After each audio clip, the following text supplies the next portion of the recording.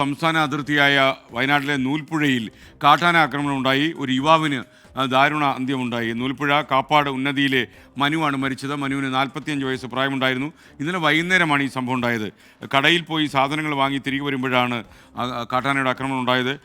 പിടികൂടി എറിഞ്ഞ് കാട്ടാന കൊല്ലുകയായിരുന്നു ഇയാളെ. കൂടുതൽ വിശദാംശങ്ങളുമായി സുർജിത്ത് അയ്യപ്പത്ത് ടെലിഫോണിൽ.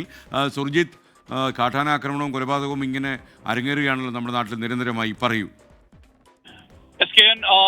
ഇന്നലെ രാത്രിയാണ് ഇത്തരത്തിലൊരു സംഭവം ഉണ്ടായതെന്നുള്ള വിവരമാണ് നമുക്ക് ലഭ്യമാകുന്നത്.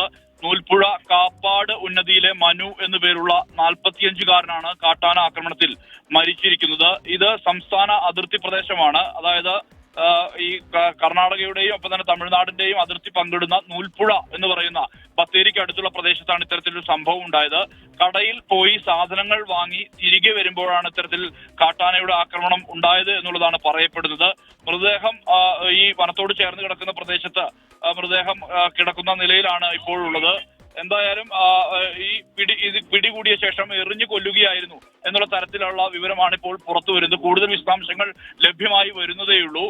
എന്തായാലും ആ മേഖലയിലേക്ക് നമ്മൾ പോവുകയാണ്. അവിടെ ആ പ്രദേശത്ത് ആളുകൾ ഉൾപ്പെടെ കൂടിയിട്ടുണ്ട് എന്നുള്ള തരത്തിലുള്ള വിവരമാണ് നമുക്ക് ലഭ്യമാകുന്നത്. അല്പ സമയം മുമ്പാണ് ഈ വിവരം പുറത്ത് വരുന്നത്. എന്തായാലും കാട്ടാന ആക്രമണത്തിൽ തുടർച്ചയായി 2ാം ദിവസവും ഒരു മരണം കൂടി സംഭവിച്ചിരിക്കുന്നു എന്നുള്ള തരത്തിലുള്ള വിവരമാണ് പുറത്തു വരുന്നത്.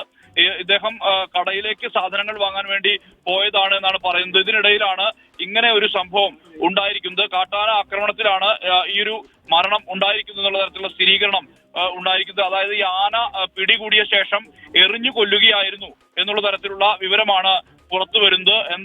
ഈ മേഖലയിൽ വനംവകുപ്പ് ഉദ്യോഗസ്ഥർ ഉൾപ്പെടെ എത്തുന്നുണ്ട് എന്നുള്ളതാണ് നമുക്ക് ലഭ്യമാകുന്ന വിവരം. Okay, thank you. വല്ലാത്ത സങ്കടകരമായ കാര്യമാണ് സുർജിത്ത. ഓരോ ദിവസവും നമ്മൾ ഇങ്ങനെ ഓരോ പ്രഭാതത്തിലും ഓരോ മരണം. എന്താ ചെയ്യുക?